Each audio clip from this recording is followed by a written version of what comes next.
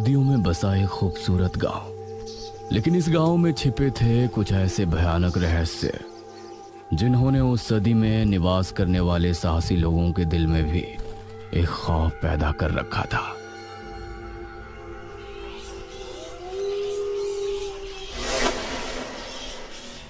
आज तो बहुत दिनों के बाद मित्रों से मिलना हो रहा है, बहुत आनंद आएगा।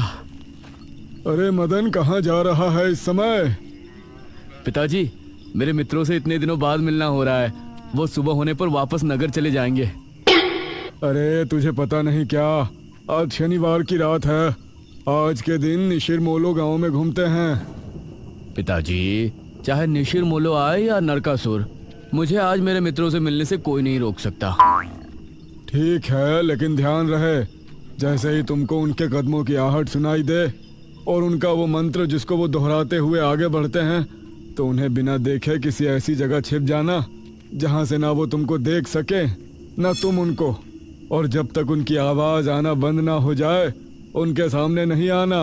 वो 4 भयानक आदमी होते हैं जो अपने कंधों पर एक ताबूत को उठाए होते हैं, और अगर कोई उन्हें देख ले तो वो जिंदा नहीं बचता। मुझे पता है पिताजी, अब मैं चलता हूँ। यह कहकर मदन घर से निकल गया, लेकिन उसके पिता के चेहरे पर उसकी फिक्र साफ नजर आ रही थी।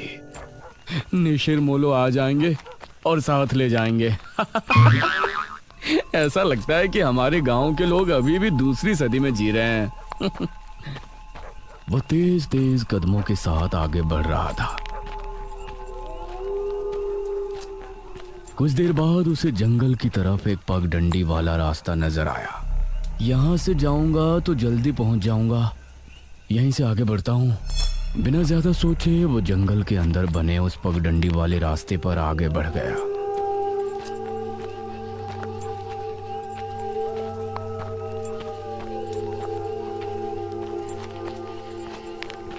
आज तो बहुत मजा आने वाला है, मिलकर खूब मदिरा पान भी करेंगे। तभी उसे भारी कदमों की आहटों के साथ कुछ आवाजें सुनाई देने लगी। इन आहटों और आवाजों को सुनकर वह एकदम से चौंक पड़ा और उसकी आंखें डर से बड़ी हो गईं। हे भगवान!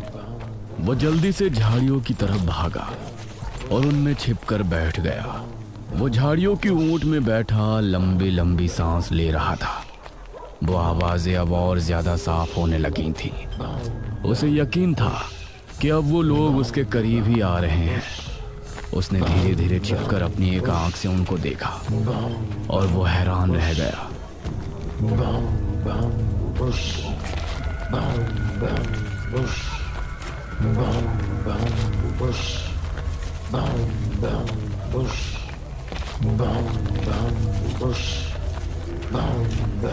हे भगवान, मैंने इन्हें देख लिया। हाँ। मदन पूरी तरह से झाड़ियों में छिप गया और कुछ देर अपनी सांस तक रोके वहां छिपा रहा। फिर उसने धीरे से झांक कर देखा तो अब वो लोग कहीं नजर नहीं आ रहे थे। हाँ, लगता है चले गए। वो वहां से निकला और दोनों तरफ देखा तो वहां कोई नजर नहीं आया। हाँ, शुक्र है भगवान। उसने एक कदम बढ़ाया ही था कि तभी उसे फिर से वही आवाजें अपने ठीक पीछे से सुनाई देने लगी। उसने एक झटके से पलटकर देखा तो वो चारों ताबूत वाले शख्स ठीक उसके पीछे खड़े थे।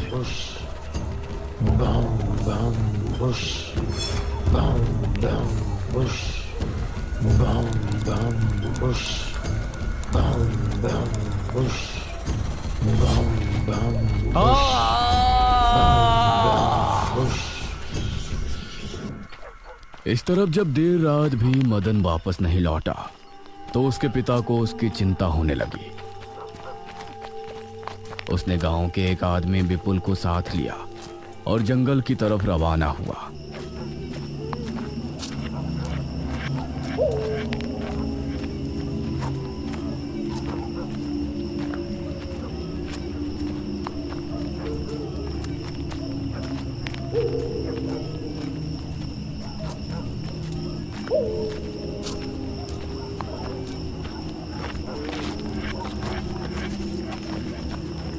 काफी देर बाद एक बरगद के पेड़ के पास जाकर उनके कदम रुक गए और आंखें खौफ से फट पड़ी। उन्होंने मदन को रहस्यमयी परिस्थिति में पाया। उसके चेहरे पर डर और आंखों में खौफ ऐसा नजर आ रहा था कि जैसे उसने हादसे से पहले बहुत ही भयानक मंजर देखा हो। मदन!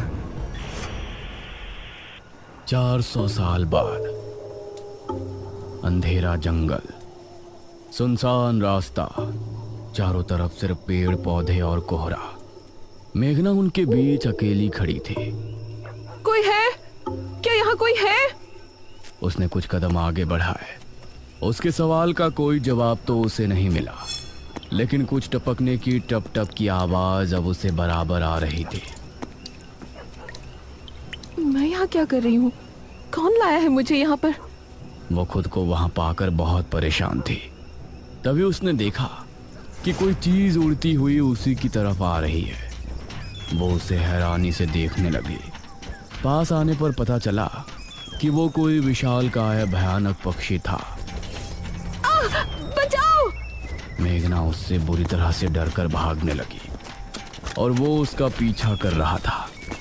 मेघना ने उसे पीछे पलटकर देखा तो वो उसको पकड़ने ही वाला था, लेकिन तभी मेघना एक पेड़ से टकराई।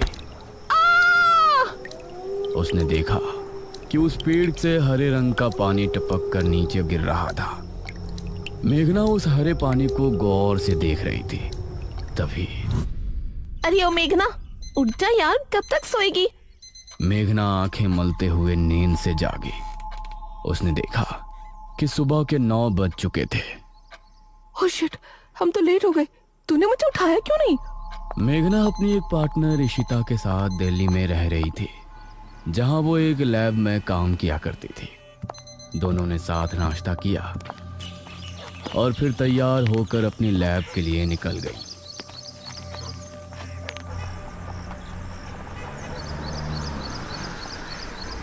तेरा ऑमलेट खा खा कर मेरा पेट खराब हो चुका है।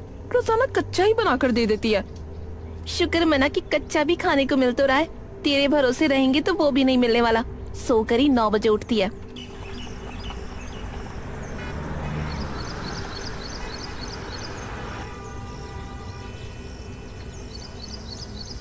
ये दोनों लैब में पहुंची और वहां जाते ही इशिता के पास प्रोफेसर जयदेव की कॉल आई। तुम दोनों ने इस बार बहुत समय ले लिया है। जो एंटीडोट बनाने का काम तुमको दिया था वो पूरा करोगे या नहीं? प्रोफेसर साहब, बस ये समझ लीजिए कि काम होने ही वाला है। आप हमें 3 दिन का समय और दीजिए। ये कहकर उसने कॉल काट दिया। तो इतने दिनों से प्रोफेसर को घुमा रही है, आखिर तो ये एंटीडोट तैयार करेगी कैसे? ये सुनकर इशिता ने एक किताब निकाली।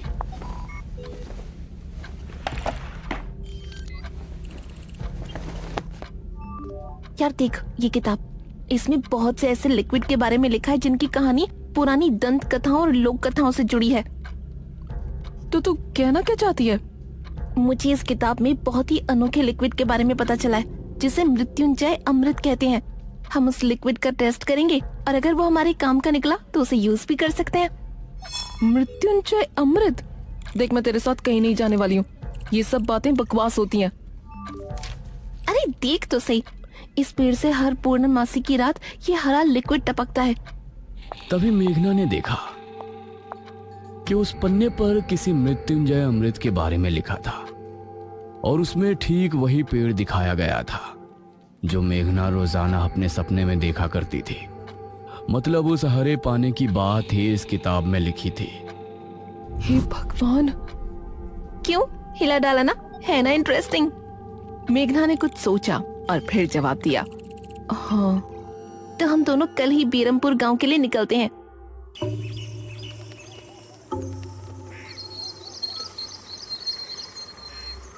ये दोनों अगली सुबह ही बस से बेरमपुर के लिए निकल गई।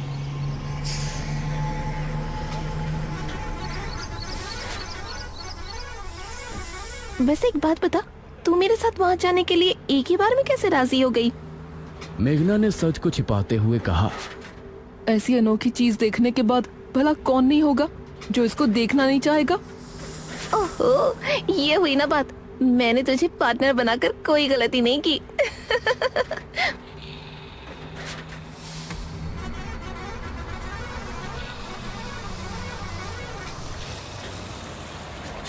ये दोनों 5 घंटे के सफर के बाद एक जगह उतरी। इनके ठीक सामने एक बड़ा सा गेट था जिस पर नाम लिखा था बेरमपुर। इशिता और मेघना ने जैसे ही गेट के अंदर कदम रखा तो अचानक से मौसम बदला। सूरज मानो बादलों के पीछे छिप गया और एक हवा अपने साथ आंधी ले आई। अरे वाह, गांव का मौसम तो बहुत ठंडा है। इधर गांव के लोग भी अचानक बदलते मौसम को देखकर हैरान रह गए। अरे ये क्या, अभी तक तो काफी गर्मी थी, ये अचानक आंधी कहां से आ गई? मुखिया जी, लगता है बारिश भी जरूर आएगी। इधर मेघना और इशिता दोनों ही गांव की तरफ बढ़ रही थी। यार, ये गांव के लोग ठीक तो होंगे ना? गांव के लोग तो ठीक ही होते हैं, अजीब तो हम शहर वाले होते हैं। ये बात तो तूने बिल्कुल पते की कही। इशिता और मेघना दोनों गांव के चौक पर पहुंची। वहां एक कुआं भी था और वहीं मुखिया भी 2 आदमियों के साथ खड़ा था। अरे बच्चियों, तुम दोनों कौन हो? अब नमस्ते जी, मेरा नाम इशिता है और ये है मेरी दोस्त मेघना। अच्छा बेटा, वैसे हमारे गांव में किस वजह से आना हुआ? वो असल में वो अंकल, हम लोगों को अपनी स्टडी के लिए 5 गांवों के बारे में लिखना है, इसलिए हम लोग यहाँ आए हैं। इसके बाद और 4 गांवों में जाएंगे। ओह अच्छा, फिर तो ठीक है बच्चों, हम तुम्हारी जितनी हो सके उतनी मदद करेंगे। जी अंकल, क्या हमें यहाँ कुछ दिन के लिए रहने के लिए कोई घर मिलेगा किराए पर? अरे बच्चों, तुमको किराए की घर की क्या जरूरत है? तुम दोनों जब तक चाहो मेरे ही घर में रह सकती हो। ठकुराइन वैसे भी लड़कियों से बहुत प्यार करती है। जी शुक्रिया अंकल।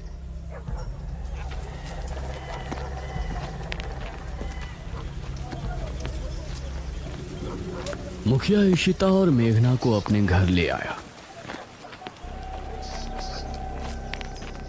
तभी घर के मंदिर में जल रहा दीपक बुझ गया। अजी सुनती हो ठकुराइन? जी आई। ठकुराइन कमरे से बाहर आई। नमस्ते आंटी। नमस्ते बेटा। ओ जी, ये प्यारी प्यारी बच्चियां कौन है? ये दोनों शहर से अपनी पढ़ाई के सिलसिले में आई हैं। हमारे गांव के बारे में लिखना चाहती हैं। वो क्या होता है रे, वो रिसर्च करने आए हैं। तभी वहां पर एक और लड़का आया। क्या कहा? हमारे गांव पर रिसर्च? इशिता और मेघना ने उसे देखा। भला हमारे बेवकूफ गांव में आपको क्या मिल सकता है? ये सुनकर इशिता और मेघना हैरान रह गई। चुप करो अनुज, ऐसे कोई अपने गांव में बोलता है क्या? ये मेरा बेटा है अनुज। अनुज ने मेघा और इशिता की ओर देखा और उन्हें हाथ जोड़कर नमस्ते किया। नमस्ते बेटा अनुज, जरा इन दोनों को वो खाली कमरा दिखा दो जो तुम्हारे कमरे के बराबर में है। ठीक है पिताजी, आओ देवियों। देवियों? अनुज कॉरिडोर से होते हुए उनको कमरा दिखाने ले जाने लगा। इसी समय गांव के मंदिर में बैठा पुजारी भगवान की आरती कर रहा था। तभी अचानक से दिया बुझ गया। ये संकेत तो ठीक नजर नहीं आ रहे। हे प्रभु, रक्षा करना। वैसे आप लोगों को रिसर्च करने के लिए यही गांव मिला था? अरे हम लोगों को 5 गांवों के बारे में लिखना है, तो इसीलिए जो भी गांव पास दिखा चले आए। इसके बाद और किसी गांव में जाएंगे। अच्छा, वैसे यहाँ कुछ ऐसा है जो कि रहस्यमय या ऐतिहासिक हो? हाँ है ना, एक राजमहल। राजमहल यहाँ? हाँ, 400 साल पहले जो यहाँ के राजा हुआ करते थे, उनका महल। वैसे अनुज, क्या तुम हमें उस महल में लेकर चलोगे? हाँ, तुम लोग जाना चाहोगी तो जरूर। तो ठीक है, रात को जब सब सो जाएंगे तो हमें वहाँ ले चलना। यह सुनकर मेघना इशिता को हैरानी से देखने लगी। रात के समय तुम लोग मजाक तो नहीं कर रहे? नहीं, हम तो चलने को तैयार हैं। तुम्हें डर लग रहा है तो बताओ। मेरा गांव है ये, मुझे क्यों डर लगेगा? ठीक है, ले चलूंगा, लेकिन पिताजी को और माँ को पता नहीं चलना चाहिए। ग्रेट। तो बताओ किस टाइम आ रहे हो? 12 बजे तक पिताजी और माँ दोनों सो जाएंगे। मैं उसी समय तुम लोगों को ले आऊंगा। हाँ सही है। ये कहकर अनुज ने उन्हें कमरे में छोड़ा और वहां से चला गया। ये क्या? हम तो उस मृत्युंजय अमृत के बारे में पता करने आए थे ना। अब हम ये राजमहल क्यों जा रहे हैं? अरे उसको सीधा पूछते तो उसे शक हो जाता ना। आज हम राजमहल चलते हैं और फिर कल उसे जंगल जाने को कहेंगे और वहाँ जाकर बातों ही बातों में उसे मृत्युंजय अमृत के बारे में पूछेंगे। ये सही है। इस तरफ गांव के लोग मौसम के बदलती ठंड से बहुत हैरान थे। पुजारी बार बार आसमान की तरफ देख रहा था, जहां उसे काला अंधेरा इधर उधर घूमता हुआ नजर आ रहा था। करीब 12 बजे जब मुखिया और उसकी पत्नी गहरी नींद में थे, तो अनुज कमरे से निकला। अरे लगता है आ गया। इशिता ने उठकर दरवाजा खोला। हाय अनुज। तुम लोग तैयार हो? हाँ चलो, हम तो रेडी हैं। तो चलो। अनुज इनको लेकर घर से निकला और इन्होंने 2 गलियां पार कर ली थी। उफ, तुम्हारे गांव में हवा इतनी ज्यादा चलती है क्या? रोज तो नहीं चलती, लेकिन शहर की 2 लड़कियों के साथ लगता है उनके शहर का प्रदूषण भी आंधी के रूप में साथ आ गया। कुछ देर चलने के बाद ये तीनों एक बड़े से राजमहल के सामने खड़े थे, जिसे देखकर मेघना को कुछ याद आने लगा। ऐसा लगता है कि इस राजमहल को मैंने पहले कहीं देखा है। ये है राजमहल, राजा सूरजभान का। वाकई में काफी आलीशान है। यह कहते हुए इशिता ने अपने कैमरे में उसकी एक फोटो ली। हमें खिड़की से अंदर जाना पड़ेगा, इसका दरवाजा सालों से जाम है। ये तीनों एक खिड़की के रास्ते राजमहल में पहुंचे और वहां की हर एक चीज मेघना को जानी पहचानी लग रही थी। इस तरफ गांव में आंधी का बहाव बढ़ने लगा था। सभी अपने अपने घरों में आराम से सो रहे थे।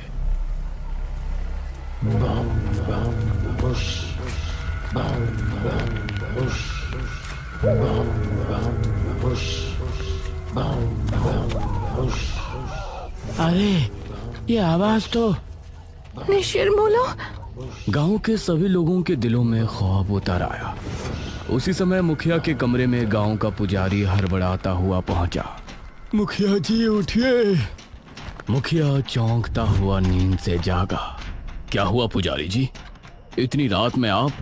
गांव में निशीर मोलो की आवाज गूंज रही है, सब बहुत डरे हुए हैं। पुजारी जी, ये कैसे हो सकता है? निशीर मोलो यहाँ कैसे आ सकते हैं? वो तो कई सालों पहले सो गए थे। जरूर कुछ ऐसा हुआ है जिससे वो जाग उठे थे। हमारा मन बहुत विचलित हो रहा है। गांव के सभी लोग अपने अपने घरों में जाग चुके थे और डरे बैठे थे। यह आवाज सभी के दिलों में खौफ पैदा कर रही थी। मेघना, इशिता और अनुज तीनों इस बात से बेखबर राजमहल में घूम रहे थे। ये कैसी आवाज है? हाँ, मैंने भी सुनी। ऐसा लग रहा था कि कोई सिपाही भारी जूतों के साथ गलियारे में चहलकदमी कर रहा है, लेकिन दूर दूर तक कोई नजर नहीं आ रहा था।